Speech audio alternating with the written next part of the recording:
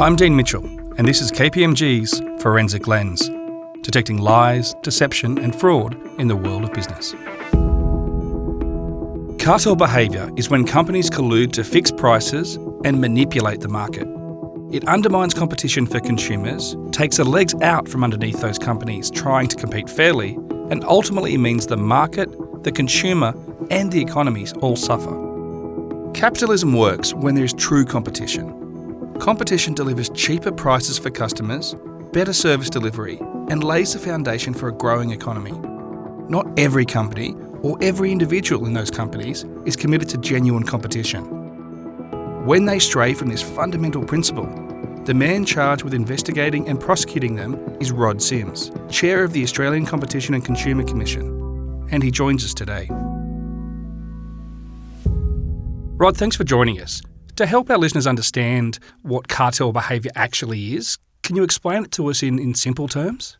Yes, look, it's when competitors, that is companies that are competing in the same market, they're competing essentially for the same customers, it's when they get together to fix prices or allocate customers, saying, look, I'll deal with these customers, you don't poach them and I won't poach your customers. Or when they're rigging tenders, you're tendering for a contract and they're getting together and saying, well, it's your turn to win the contract. I'll tender for X and you can tender for X plus Y so that we make sure that I win and then I'll return the favour next time. So it's either fixing the price, allocating the market volumes or rigging a tender bid. That's essentially what cartel behaviour is, and obviously it works to help the competitors, and the people who are buying the services of those firms are paying more than they should. And it seems to be a little bit more common than we might expect. I know in September last year, you said there were 10 cases, or at least 10 cases under investigation by the ACCC. What types of conduct are you seeing in those? It's in just about all sectors of the economy, and it's all of what I've just described. We get 1.5 on average immunity applications per month. We get a lot of cartel activity. It's across all sectors of the economy. I mean, a little bit more perhaps in construction because of that bidding process, perhaps a bit more in government procurement because of that bidding process. It's often an issue in pharmaceuticals as well. So those sectors play a big role. But as I think about the cartel activity that we are looking at, it really is across just about every sector of the economy. And we've been talking throughout this series about deceit and the role deception plays in corporate Australia. You just spoke there a little bit about immunity applicants. Obviously, that's one way that the ACCC finds out about bad behaviour. What role do they play and how important are they to your investigations? Yes, it's an interesting aspect of how a competition agency does things, and it happens all around the world, that there is an immunity avenue. So we can determine that there's a cartel through, firstly, our own analysis by just looking at things, looking at a lot of data and saying, this looks a bit concerning. Secondly, we get reports from government or the private sector that say, I've just got 2 bids in here, and they looked incredibly similar in ways that suggest there's been some collusion going on. And then thirdly, we have the immunity path. Now, the immunity path says that the first one in to tell us about the cartel will get immunity. Now, this is very unusual in all forms of the law. We accept that. But because cartel behaviour is hard to detect, because you may be getting representatives of 3 firms turning up at the hotel every Friday night to chat about things, it's been held to be fairly hard to detect. And so the immunity process means that probably 70% of the cartels we're investigating come from immunity applications. And those immunity applications come from unusual sources. I mean, if a lawyer inside a company finds out about activity that they think is concerning, they'll look into it. And they may then go to the board and say, we need to go to the ACCC for immunity because that's the right thing to do. And of course, most boards will agree and go along with that. because of their corporate reputation and because, not to might leak, and that's a bad look. So it's not so much that one of those three people meeting in the pub on a Friday night decide they'll come in. It's someone in their firms finding out about it and saying, right, we need to be in straight away to get immunity, to protect ourselves, but also that's the way the law works. So it's an accepted part of the law. It means, of course, that people involved in cartels at whatever level need to be very careful because somebody could come to us and dob them in. So as I say, 70% of our cartels come in that way. This is done all around the world. It started in the United States. They pioneered it, very innovative thing, but now caught on everywhere. And immunity applicants is obviously one way the ACCC investigates, but without going into all of your operational methodology, what are some of the ways you would typically investigate when that immunity application comes across your desk? When someone comes and sees you and says, hey, we've been involved in some conduct we shouldn't have been, what is it the ACCC practically does to get the information they need? There's two ways that can go. One way is that we could look at it and say, look, thank you, but really we don't think that really is a cartel, and we've had examples of that. Or, look, yes, you're right, but it's very technical. We don't really think there was much detriment here. We don't think there was really much intent to do the wrong thing. We certainly don't think the companies will do it again.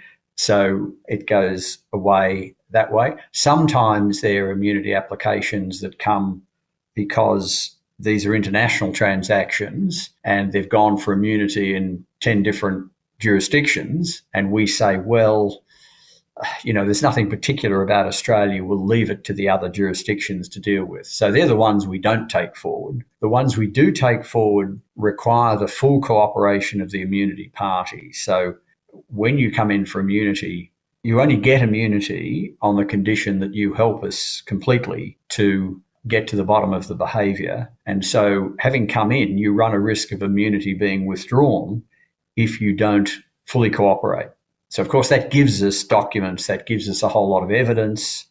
For example, an immunity applicant may give us exchanges of documents or texts or whatever. Then we go to the other two parties, keeping up my example of the three players, and those parties say, no, we haven't got any documents, and yet we've got documents in our possession that clearly the other company has got because we've got them from the immunity application. So it's very powerful. When there is no immunity application, that other 30% of times, we can still use our powers to get telephone records. We can get 155 information. We very often do raids of companies.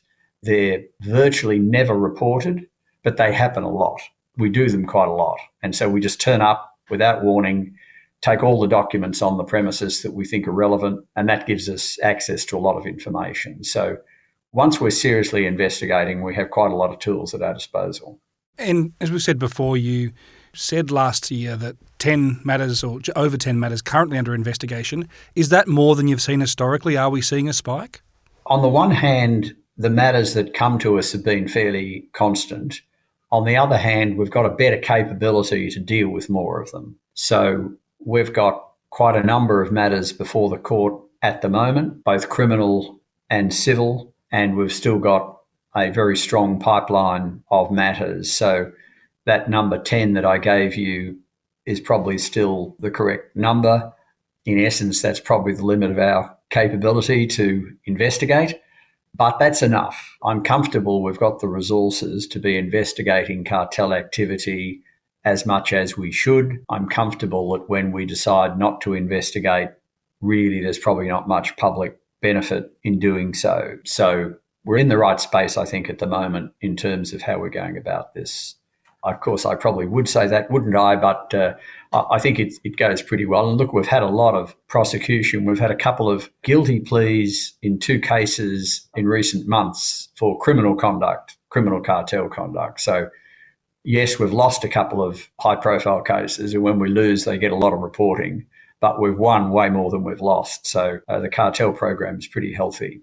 And so I think very much urging companies to make sure they're not engaging in it. We've been speaking about the role individuals play and people perhaps meeting up at the pub and sharing information they shouldn't have and then colluding and forming these cartels. But is it the individuals who are responsible? or is it the corporation, or is it both? What, in your view, who are the real offenders? The ACCC always takes the companies to court and quite often takes the individuals.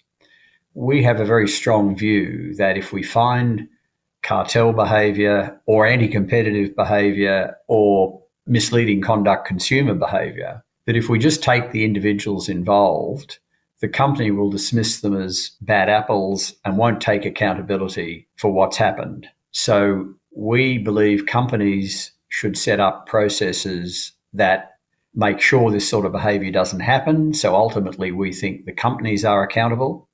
In cartel matters, we'll usually also take the individuals involved. And of course, the reason why Parliament has agreed to make cartels a criminal offence is that all senior executives don't want to end up in jail. It's one thing for the company to pay a fine, but going to jail is it's a massive deterrent. So we take the companies and usually the individuals, and if it's criminal, we'll very much want to take the individuals to send quite a strong message. Rod, what are some of the common mistakes companies make in failing to prevent cartel behaviour? What can they do better? I think companies need to have systems in place that monitor what their senior business people and business units are doing. So companies obviously set objectives for their business units and the individuals in those business units. And of course, they will say that meet your profit objectives by complying with the law. But it's very easy for people in business units to mix with people from other companies. It's very easy for them to say, look, this is terrible. Our margins are all thin. This is unsustainable. Let's get our margins up and agree to fix a price. And basically, they'll convince themselves that's the fair thing to do because margins are too low. And often business people do, at all levels, as I say, convince themselves they're doing the right thing because sustainability requires fair margins. But I think companies need to both make it clear to people that they could end up going to jail, but also that there are systems in place to check that these sort of things aren't happening. And ultimately, it's the systems, and it's the same with your marketing department not misleading consumers in its energy to get good marketing and increase sales. You give people incentives to make money. You need to make sure they do that in ways that don't cross certain boundaries. And so I think if people are aware that the company is actually taking active steps to check whether cartel behaviour is occurring, that sends a message to people not to do it. Because as I say, that Friday meeting in the pub, it's so easy to think about it if you've got no other voice inside your brain telling you not to. But if the company is pointing out as part of its regular training that cartels are bad and et cetera, that voice will be there and stop you. So I think it's about good compliance by companies, making sure that companies understand how easy this is to happen and saying to people, look, this is a circumstance you could find yourself in, but it's illegal, you can go to jail, it's the wrong thing to do anyway, it's not what our company wants. And usually with companies, as we know, Dean, you've got to say things a number of times when you're trying to mention compliance objectives. You can't just say it once and move on. You've got to make it clear that the company feels very strongly that this is the sort of behaviour that shouldn't happen. And then I think that message will flow through and you won't have any cartel behaviour.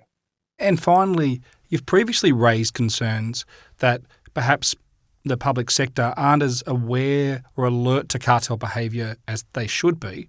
What are you seeing there that's of concern? Pretty well what you just said then, Dean. They're not as alive to look at the tenders and see whether there's a problem. I mean, in the private sector, usually you've got a procurement officer who's there to get the best procurement deals, and there's usually somebody watching to see that they do. And if they don't, they might get moved on if they're not a very good procurement officer. But in the private sector, it's not the same sort of discipline. They're running through process steps, and look, this is sounding more negative than I mean it to, but whereas a private sector procurement officer is looking for competitive bids to get the best price, and they're probably better at spotting when they're not getting them and better at working out perhaps why they're not getting them. Whereas the public sector is probably just not as attuned. So we try and do a lot of training with the public sector to say, this is what you should look out for, and this is why it's a problem.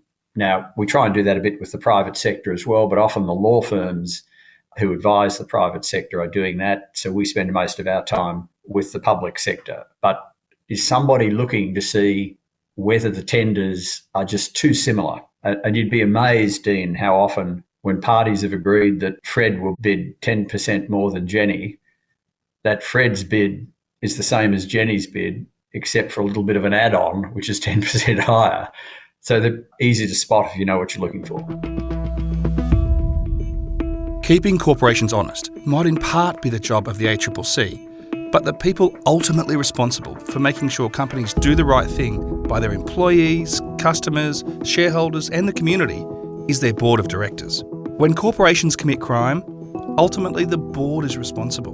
What happens behind closed doors inside the boardroom can allow corporations to lose their way. Next episode, we open the boardroom door with one of the nation's most respected board directors, Ming Long. People who are extremely motivated by money, they're willing to sacrifice everything for it. We are all capable of doing really terrible things. If that motivation is there, there's degrees of what you'll sacrifice to be able to get it. If you'd like to know more about how KPMG works with organisations to prevent deception and restore trust, head over to our website, which you can find by searching KPMG Forensic.